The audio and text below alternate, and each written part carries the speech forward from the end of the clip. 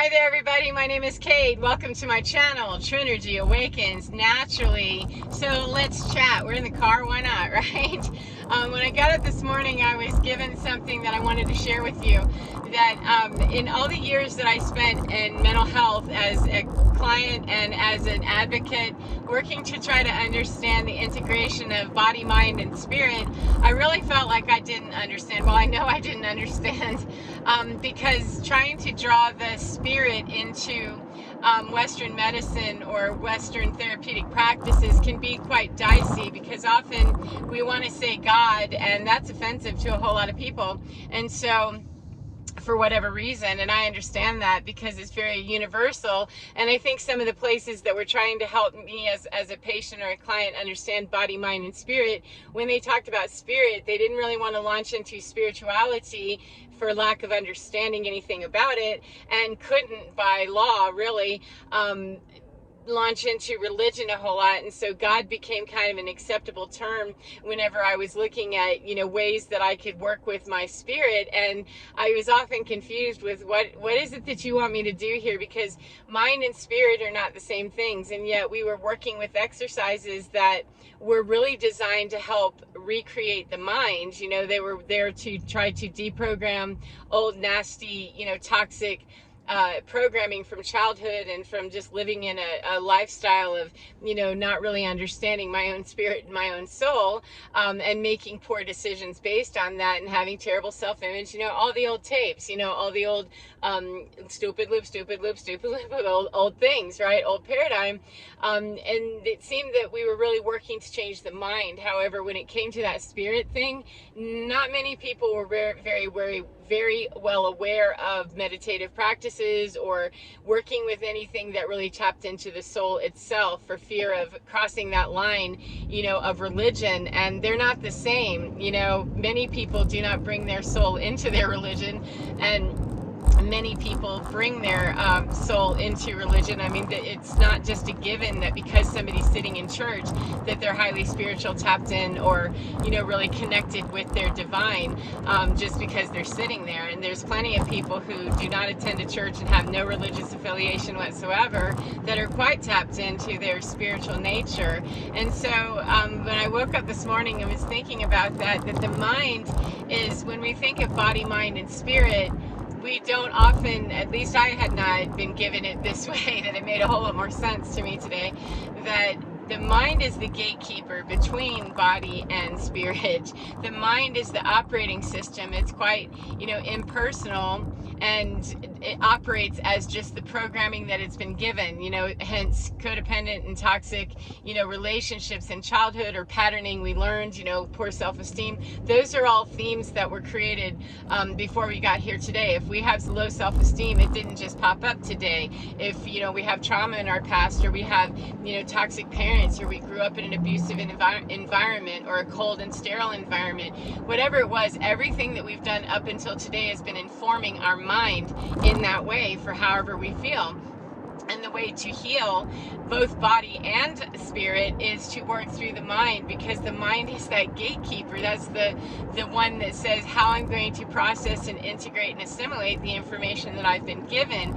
And for me, trying to work exclusively from the mind to heal my body or my spirit, that didn't work. It absolutely drove me bananas. And yet whenever we would sit in, these therapeutic sessions in therapy, group therapy and things, we would try what they couldn't really call it meditation. They called it mindfulness, which I guess is a less offensive word. I don't really know what that's about, other than lawsuits, I guess, that they don't want to align too heavily. And yet speaking about it in a way that says this is more than just learning to control your mind, because we can learn how to control our mind and be the agent of it. However, somebody else was already controlling it, and us learning how to control our mind and not integrating the body and the soul with it, we're not really in a holistic practice just yet. So we can have people that are eating very well, and have control of their mind, and yet they're not really tapping into their soul, exactly, or in tapping into their divine exactly.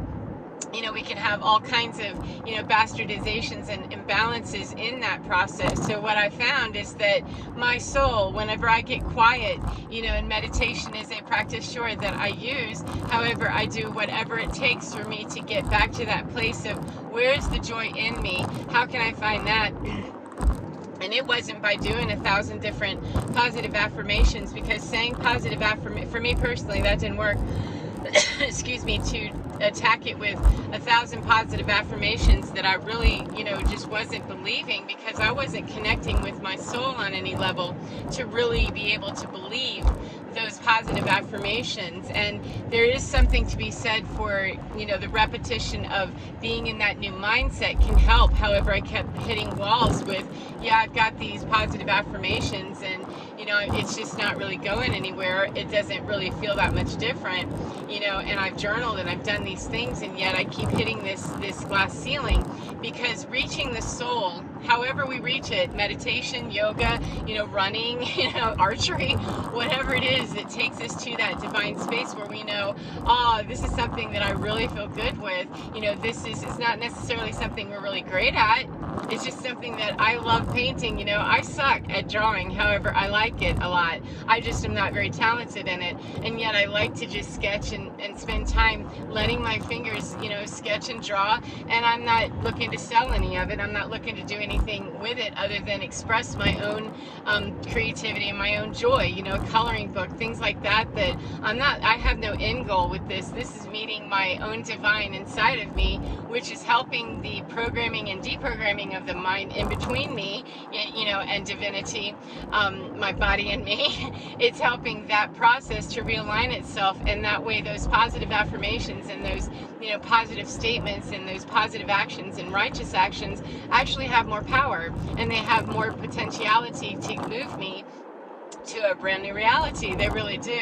And so when we think of body, mind, and spirit, it's the gateway between, right? If we open that channel of the mind's got all kinds of blocks in it. It's got all kinds of viruses in it.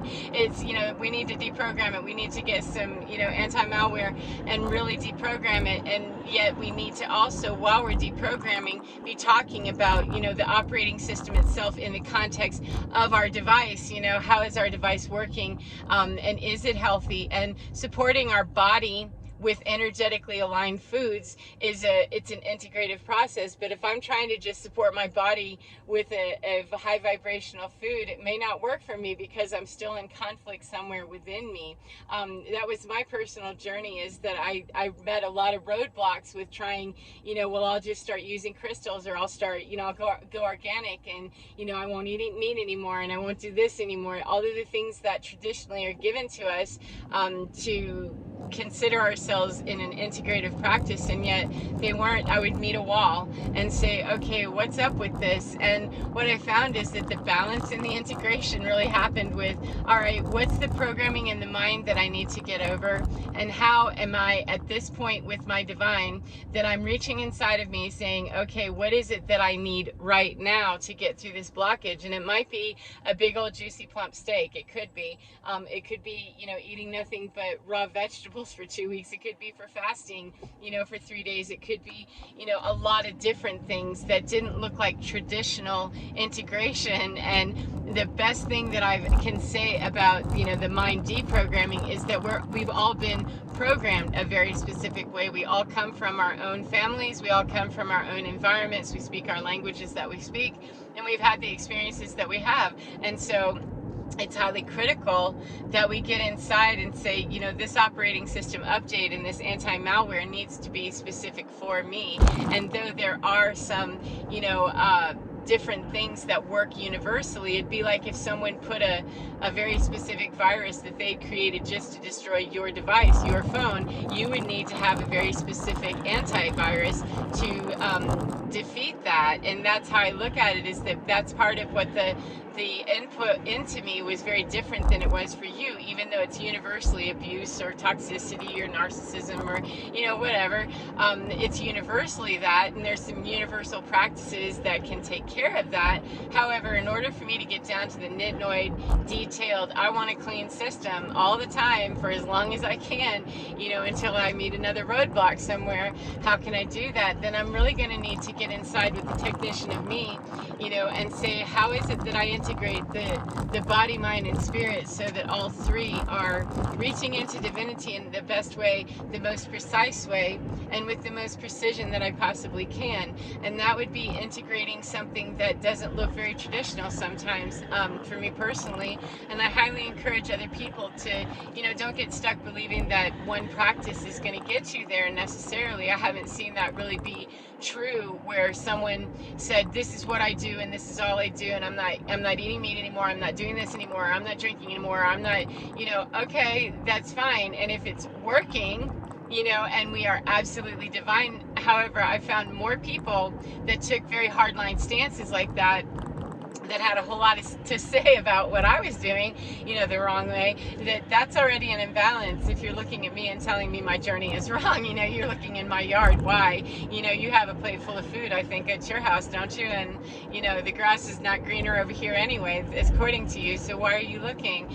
And it already says something to me that there's a block somewhere to be getting guidance from someone else that's telling me that what I'm doing is wrong. If I'm asking for help or mentoring, that's a different subject. And yet I've seen spiritualists or people who are on the right path, the light path, that told me something very different in the conflicting energy that I was seeing, feeling, and hearing, as we were conversing. So, even though they might be working with all kinds of, beautiful things, if they're still not really there with it in their mind, deprogramming, part of the deprogramming is believing that any one practice is going to get us to salvation. There are no freebies. It might take us 39 different practices. It might take us, doing this for a little while. It might be that we do that for a little while. It's going to mean that we may need to open up our mind to consider options that we would have never thought of, because that's not part of the holy path, the sacred walk, the middle way, the quiet way, etc. And, the best days of my life have come since I've been able to really get away from that and deprogram that in and of itself, that if I have, a steak at some point, even though I'm largely vegetarian, if I'm, feeling the need to meet my body with, some protein, and that's how it's coming, then I get the highest quality that I can reasonably believe has been sourced humanely, and, do it cleanly. And I feel very okay with doing that for whatever reason, that I don't need to investigate or, try to slap and, say no, and deny myself. The more I answer those calls, the better I feel inside, and the better I'm able to make those positive affirmations continue as a reality, because it's living in me already as I met the need that was being called of me to meet, and I didn't argue with it.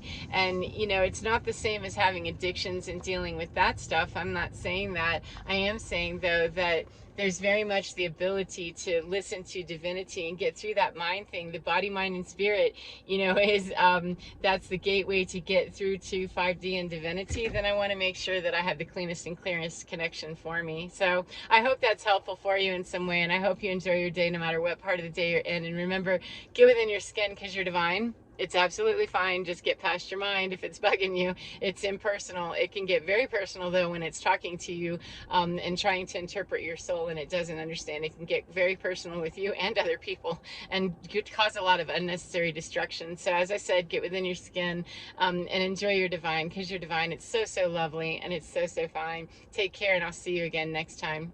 Goodbye, my friends.